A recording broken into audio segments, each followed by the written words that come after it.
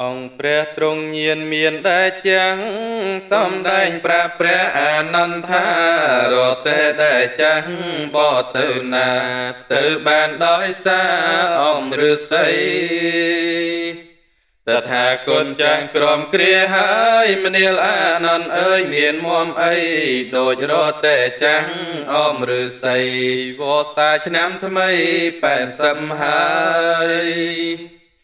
ក្រោយព្រះអានន្ទទ្រង់ចេញផុតពីព្រះសម្ពុទ្ធមិនយូរឡើយក្រោយផតតាហា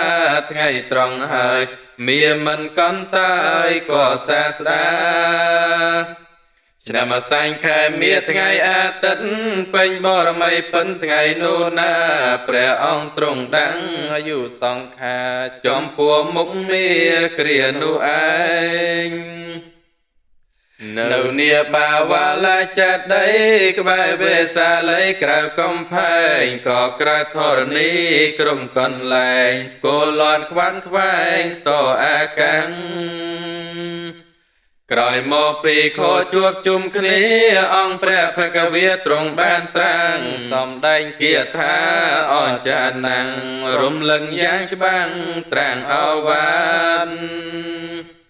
ទ្រង់បានត្រាថាសង្ខារទាំងឡាយតែងតែអន្តរាយវិនាខយកាតចូលអ្នកទាំងឡាយកំបីប្រមាទប្រឹងប្រែងសង្វាតឲ្យសម្រេចការហ៊ានដែលឈ្មោះឆ្នាំងដំដោយដីតូចក្តីធំក្តីឆៅឆ្អិនយ៉ាងណាចុងក្រោយរមែងតែមានកិរិយាបែកធ្លាយធម្មតានេះជាការពិតយ៉ាងណាជីវិតសំសត្វនេះក៏ក្មេងចាមានក្រពីលឬបណ្ឌិតចុងក្រោយរមែងតែស្លាប់ពិតបាត់បង់ជីវិតក៏យ៉ាងនោះដែរជីវិតថាគុណមានប្រមាណតែងគោរពពីពេញអិនកេញកែប្រែពីថ្ងៃនេះទៅនៅត្រឹម3ខែតថាគុណត្រូវតែបរិនិព្វា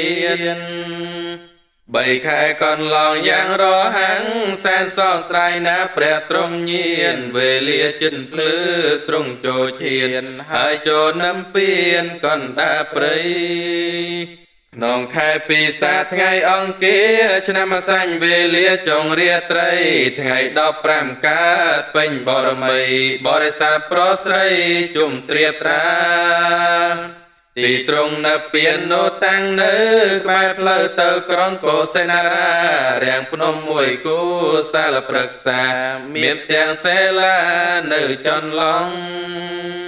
កំថាឡើយមនុស្សសោយសោកកាសំបីទេវតាស្ថានទាំងអង្គយំសោកបបប្រានស្ដាយស្រណោះលន់ក៏ក្រាកអង្គភូមិផែនដីទីត្រង់នៅពៀននោះអីលើមានស្ដោតាំងនៅល្អប្រំប្រៃសំគាល់ទីដែរព្រះចិនស្រីនៅពៀនលើដីកុសេនារាក្នុងស្នូបមានព្រះបដិមាថ្មក៏សាងយ៉ាងល្អគួរជ្រះថ្លាតំណាងព្រះសពព្រះសាស្តាស្ដោស្ដឹងកាយាសែនអាសូរអ្នកទៅដល់ពិនចិនដិនជួងឃើញដោយព្រះសពនៅជ្រងោមានស្បង់ចៃវរថ្វាយផ្លាបដោ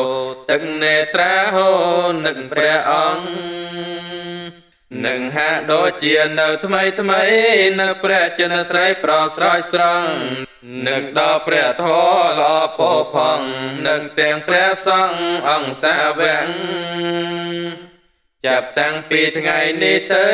សូមដើរតាមផ្លូវព្រះអរិយញ្ញក្រមលបព្រះធម៌ដ៏ត្រជាក់ផុនពីអន្ទាំងនៃពួកមាសូមឲ្យលោកអ្នកបានសរស្ដាប់ប្រវត្តិសាស្ត្រសម្ព្រះភគវីបានសុខចម្រើនគ្រប់គ្នា